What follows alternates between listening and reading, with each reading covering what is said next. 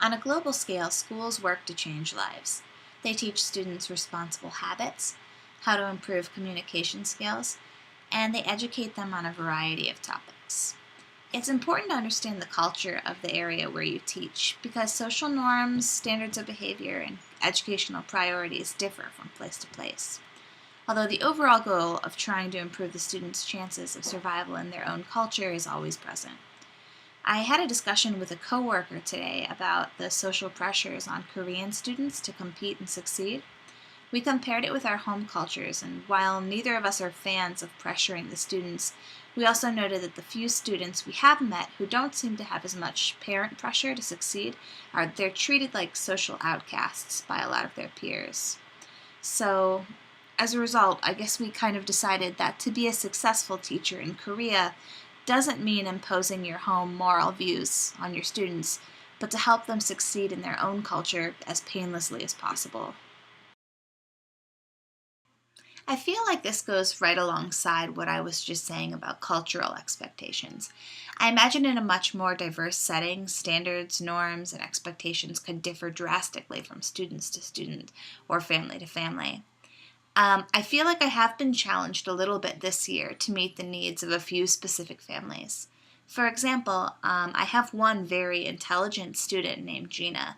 She's already at the top of her class, and while I, of course, differentiate my lessons to meet her needs and challenge her, I also know that Gina will be moving to the United States next year. She'll be attending a regular American school. And though she has a great understanding of concepts in English, and her reading, writing, and listening skills are superior to most of her current classmates, I know her ability to converse with friends in English will be her greatest struggle in her new school.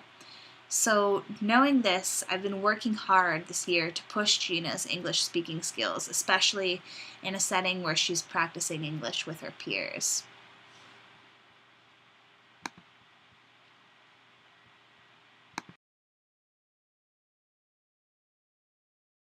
I participate in many school-wide efforts to help the school achieve its goals of helping students become more caring, globally minded Christian students. Before Christmas, I organized a student business project where fourth grade students created a product, advertised their product, and sold their product to raise money for a local orphanage. Fourth grade students were so excited to help other students in their neighborhood that they even chose a song from Little Orphan Annie as their talent show performance. The principal loved the idea of spreading goodwill locally so much that she actually really pushed the promotion of our student sale, and she organized for some of the other grades to go on a field trip and volunteer at other organizations in the area that needed help. It was a really great feeling to be able to contribute to a common goal and have my ideas so well received that the whole school was able to help.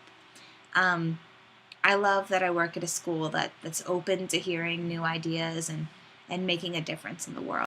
Working to meet the needs of students is an important part of being a teacher, but it can also be something that needs to become a personal goal that you have to work on even outside of school hours.